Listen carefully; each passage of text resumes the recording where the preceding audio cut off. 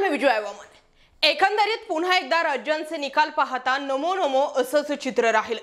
पण महाराष्ट्रामध्ये ते शक्य आहे का? महाराष्ट्रामध्ये नमो नमो होऊ शकेल का? भाजपा एखादी सत्ता मिळवू शकेल का? आणि मूळ म्हणजे एकनाथ शिंदे यांच्याकडे शिवसेना कायम राहू शकेल का?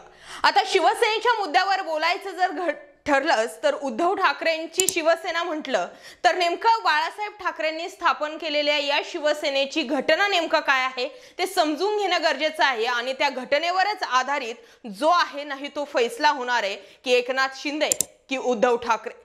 राज्यांमधील चित्र काहीही जरी असलं तरी महाराष्ट्रामध्ये आतापर्यंत कधीही कुठल्याही पक्षाला एक हाती सत्ता मिळवता आलेली नाहीये। आणि सध्याचं चित्र जे आहे ते सगळं एकनाथ शिंदेंभोवती झुलतं मिळतच राहणार आहे। नेमकं शिवसेना कोणाची आणि शिवसेनेची घटना काय आहे ते समजून घेऊयात आणि नेमकं तोच मुद्दा कसा टर्निंग पॉइंट ठरणार आहे यावर सुद्धा बोलूयात। नेमकं घडलंय काय? शिंदे गटाच्या आमदार अपात्रतेवर विधिमंडळात रोज सुनावणी पार पडते आणि नुकत्याच झालेल्या एका सुनावणीमध्ये एकनाथ शिंदे यांचे वकील जे आहेत महेश जेठमलानी यांनी पुन्हा एकदा ठाकरे गटाचे प्रतोद सुनील प्रभू यांची उलट तपासणी केलेली आहे। यावेळी जेठमलानी यांनी म्हटलंय की ठाकरे गटानं जेवढी कागदपत्र दाखल केलेली आहेत ती सर्व कागदपत्रे खोटी आहेत, कारण शिवसेनेच्या घटनेमध्ये पक्षप्रमुख हे पदच नाहीये। सगळ्यात मोठा ट्विस्ट याच ठिकाणी आलाय। जेठमलानींच्या दाव्यानं आता सुनावणीला नवं वळण आलं असलं तरी पुन्हा एकदा शिवसेनेच्या घटनेवरची चर्चा आता जोर धरू लागलेली आहे। बाळासाहेब ठाकरे यांनी स्थापन केलेल्या शिवसेना पक्षाला ही घटना आहे हे ऐकून अनेकांच्या भुवया उंचावतील। ज्या पक्षात बाळासाहेबांचा आदेश हेच प्रमाण असतं त्या पक्षाची घटना काय असेल? शिंदे गटाचा हा दावा नेमका काय आहे? शिवसेनेत पक्षप्रमुख कसा निवडला जातो? या सर्व प्रश्नांची उत्तरे आज आपण याच व्हिडिओच्या माध्यमातून जाणून घेण्याचा प्रयत्न करणार आहोत। 19 जून 1966 रोजी शिवसेनेची स्थापना झाली। 30 ऑक्टोबर 1966 ला शिवसेनेचा पहिला दसरा मेळावा शिवाजी पार्कवर झाल्यानंतर राजकीय पक्ष म्हणून शिवसेनेची घटना अस्तित्वात आली। तेव्हापासून आजतागायत बाळासाहेब ठाकरे हे शिवसेना प्रमुख पदावर आहेत। 2012 साली बाळासाहेब ठाकरे यांचं निधन झाल्यानंतरही शिवसेना प्रमुख या पदावर इतर कोणाचीही निवड करण्यात आलेली नाही।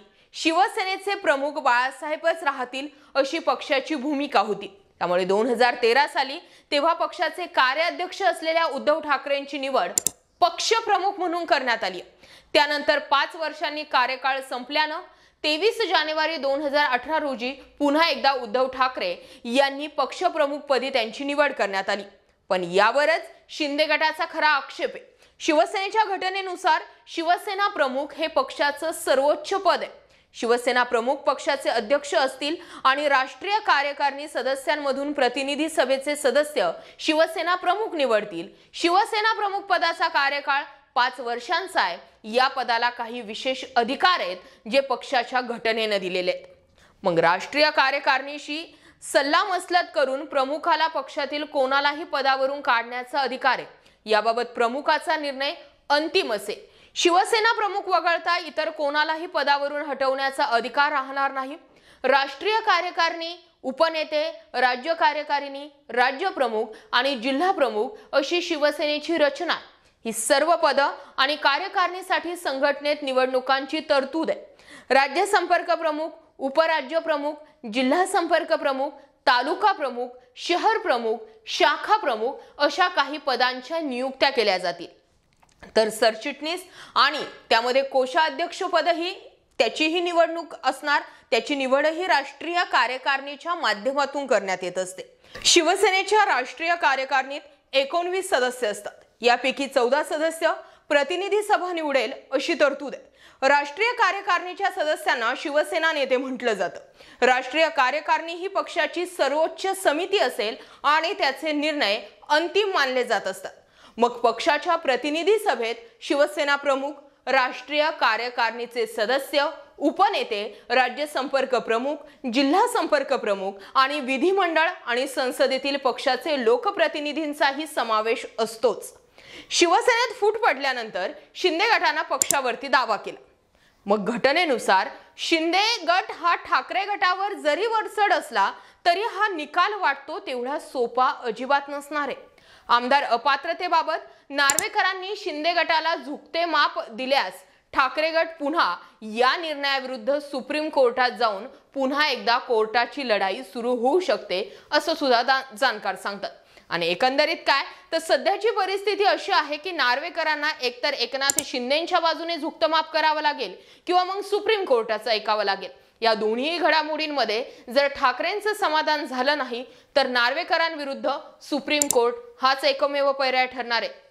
पण एकंदरीत जर बघितलं तर शिवसेनेच्या घटनेमध्ये शिवसेना प्रमुख हेच पद जे आहे ते घटनेला धरू नये, शिवसेना पक्षप्रमुख याची निर्मिती बाळासाहेब ठाकरे गेल्यानंतर झालेली आहे। त्यामुळे नेमका हा मुद्दा जो आहे तो कशा पद्धतीने सुप्रीम कोर्टात किंवा नार्वेकरांसमोर मांडला जातोय आणि घटना नेमकं काय सांगते यावरच आधारित हा संपूर्ण निर्णय असणार आहे। आणि त्यामुळेच काही प्रमाणावरती शिंदेंना शिवसेनेची घटना हीच सेफ कॉर्नर देण्याचा प्रयत्न ठरतोय। पण ठाकरे सुद्धा मुरलेले आहेत आणि त्यामुळेच सुप्रीम कोर्टच या मुद्द्याचा जो आहे तो अंतिम फैसला देऊ शकेल। आजचा मुद्दा आणि विषय पटला असेल तर जास्तीत जास्त लोकांपर्यंत जरूर शेअर करा आणि तुमच्या मते आजच्या घडीला तुम्हाला काय वाटतंय? बाळासाहेब ठाकरेंची शिवसेना ही उद्धव ठाकरेंच्या हाती असणे योग्य की एकनाथ शिंदेंच्या? कमेंट जरूर करा। जय महाराष्ट्र पब्लिक।